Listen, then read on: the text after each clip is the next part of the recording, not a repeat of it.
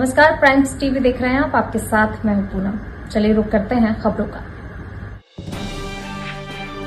एक बार फिर छत्तीसगढ़ की भाजपा माननीय मंत्री सुर्खियों में हैं, जिनके रिश्तेदारों द्वारा एक बार फिर शासन सत्ता का ध्वंस दिखाकर पत्रकार को गाली गलौज की गई। अन्य राज्यों से लकड़ी तस्करी का बड़ा खेल चलता देख पत्रकारों द्वारा निष्पक्ष खबर लगाने के बाद और शासन प्रशासन को लिखित में आवेदन देकर अवैध लकड़ी तस्करी बंद करके उनके ऊपर कार्रवाई करने का आवेदन दिया गया, जिसके बाद लकड़ी माफिया को संरक्षण देने वाले द्वारा, जो कि माननीय मंत्री जी का रिश्तेदार बताया जा रहा है, उनके द्वारा पत्रकार को गाली गलौज की और कहा कि मुख्यमंत्री से लेकर प्रधानमंत्री तक आवेदन दे दो, जो करना है कर लो, कुछ नहीं होने वाला, ऐसा कहा गया। ऐसे में सवाल उठता है कि अगर निष्पक्षता से खबरों का प्रकाशन किया जाए तो इस प्रकार की घटनाएं पत्रकारों का मनोबल तोड़ने वाली हैं और भ्रष्टाचार में लिप्त लोगों को संरक्षण प्रदान करना भी कहा जा सकता है। बहरहाल जो भी हो, ये मामला तूल पकड़ता दिख रहा है। आप ऐसे जाइए और आप पास से इसको ऐसे करिए, ऐसे करिए, थोड़े दो पकड़िए, जरा पकड़िए तो नहीं बन रहा है ना। इनका मत लेना यार बीच में किसी पत्रकार का। हाँ नहीं आएगा, मैं टेंशन में। और ऊपर करिए और थोड़ा भी सटाइए। हाँ और पास आ जाओ ना। खाली माइक आईडी दिखे, हाथ दिखे, जो भी नहीं दिखे चलेगा। चलो स्टार्ट। ये पूरा मामला क्या है? एसपी महोदय को क्या शिकायत करने आए थे आप? जी, मेरा नाम वरिंदर सिंह है और मैं छत्तीसगढ़ एक्सप्रेस न्यूज़ में रिपोर्टर भी हूं और लाइव इंडिया में समाचार पत्र का भी रिपोर्टर हूं।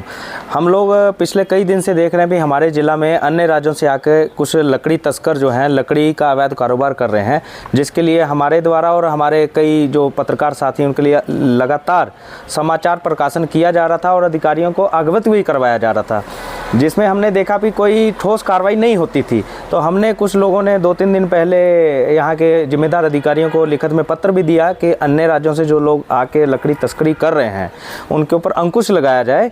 और इसमें देखा जाए तो कई दिन से एक नाम आ रहा था, यहाँ के सूरजपुर के कोई हैं, उनका नाम आ रहा था, लेकिन वो हमारे ग्रुप में पहले से जुड़े हुए थे मोबाइल में, जिनको खबरें भी जाती थी।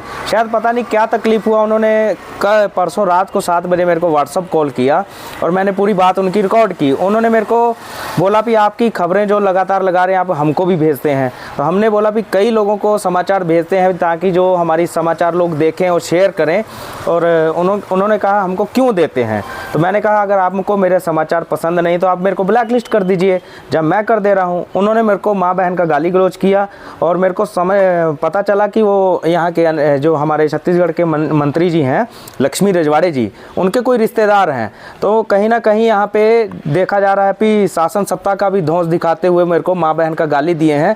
उसी का मैंने अभी एसपी साहब को और कलेक्टर महोदय को सूरजपुर में विज्ञापन दिया है।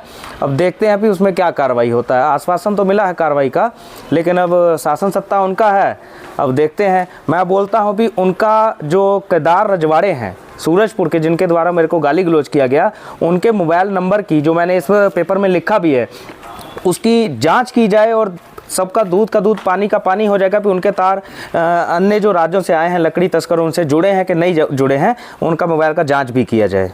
स्थानीय तौर पर क्या लगता है आपको, ऐसे लोगों की मिली भगत सफेद पोशों से रहती है, क्या इसकी भी जांच होनी चाहिए? जी, इसकी भी जांच होनी चाहिए। मेरे को लग रहा है कि यहाँ के कुछ, जैसे हम लोग कई गाड़ी रुकवाए थे जांच करवाने के लिए, तो अगले जो यूपी के अन्य राज्यों से आए हुए हैं सीधा बोलते हैं हमारी पहुँच ऊपर तक है, हम कई लोगों से हमारा लेन देन होता है, और सीधा बोलते हैं। मैं तो बोलता हूँ उनकी जाँच की जाए। और देखा जाए तो जैसे छत्तीसगढ़ में जब से भाजपा सरकार आई है उसके बाद मैंने देखा कि पत्रकारों का हत्या भी हुआ है और कई पत्रकारों का हत्या हुआ। जैसे अभी कुछ दिन पहले विष्णुदेव साय जी, हमारे जो छत्तीसगढ़ के सीएम हैं, वो एक पत्रकार की जयंती मना के आए हैं, लेकिन उन्हीं के जो भाजपा सत्ता है, उन्हीं की जो मंत्री है, उनके रिश्तेदार पत्रकारों को धमकी दे रहे हैं और ऊपर से बोलते हैं कि पत्रकारों के लिए सुरक्षा कानून है। ये कैसा सुरक्षा कानून है, ये समझ के पार है मेरे।